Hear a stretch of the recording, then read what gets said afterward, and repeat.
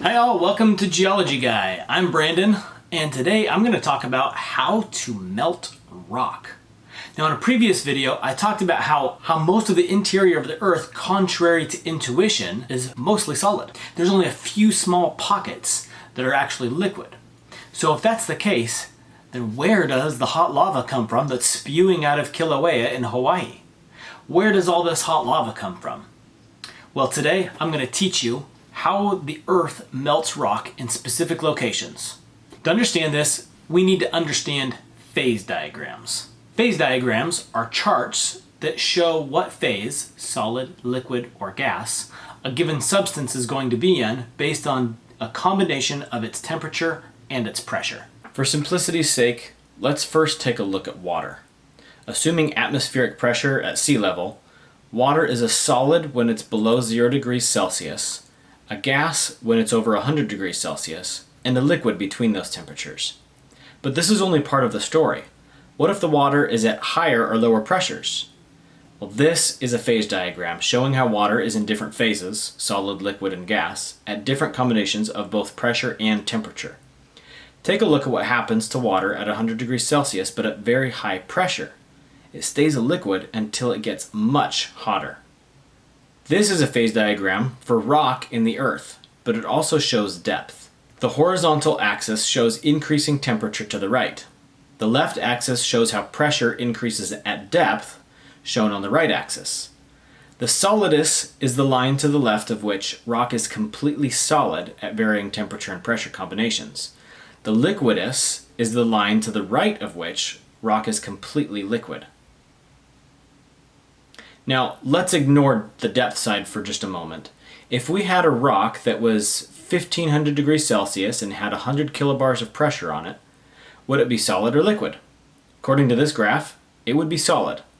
If we heat it up to 2500 degrees Celsius, what happens? Well, it melts. Now, instead of heating it up, what if we reduce how much pressure is on it? It moves into this zone of partial melting, so it's able to at least partially melt. Okay, now let's take a look at this line, the geothermal gradient. It shows the actual temperature-pressure combination of rock in the Earth at varying depth. Notice that the geothermal gradient, the way the rock actually is in the Earth at different depths, never crosses the solidus. This means that no matter how deep you go, no matter how hot it gets, the rock stays solid, unless we lower the pressure, raise the temperature, or change the melting point. So let's see how each of these happens in the Earth. At divergent plate boundaries, there's less pressure on the rock. Remember, the mantle is bulging upward as the crust thins, so the geothermal gradient looks different. It allows this region at relatively shallow depths to partially melt. Within the mantle, there are these columns of very hot rock called mantle plumes that are rising up from the core. The temperature of these mantle plumes is even hotter than the surrounding mantle rock. This means that the temperature is hotter than normal, enough to push the geothermal gradient over and allow a region of the mantle to partially melt. And at subduction zones, the subducting plate has a lot of seawater in the rock. Because it's been at the bottom of the ocean for millions of years, it's actually very cold and takes a long time to heat up. But as it does, the water starts to leach out of the subducting plate and rises into the mantle above it. This does something very interesting.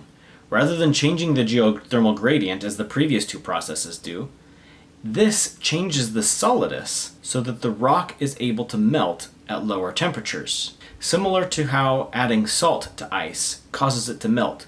It didn't change the temperature at all, but it changed the chemical properties, allowing the ice to melt even though it's still at a very cold temperature. Where the solidus used to be here, it now shifts to the left so that this section of the mantle is able to partially melt. So to recap, even though the deeper you go into the Earth, the hotter it gets. Remember, the core of the Earth is as hot as the surface of the sun.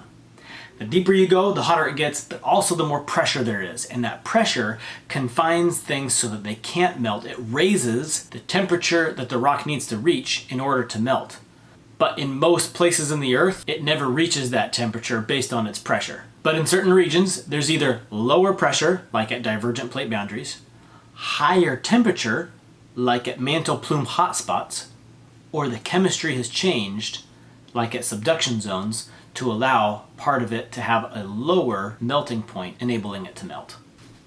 In the next video, we're going to talk about how molten rock, especially starting down in the mantle, evolves to have different chemical compositions, resulting in different types of igneous rock. Stay tuned for the next one, and if you like this kind of stuff, please consider subscribing. I'm Geology Guy. Thanks. Take care.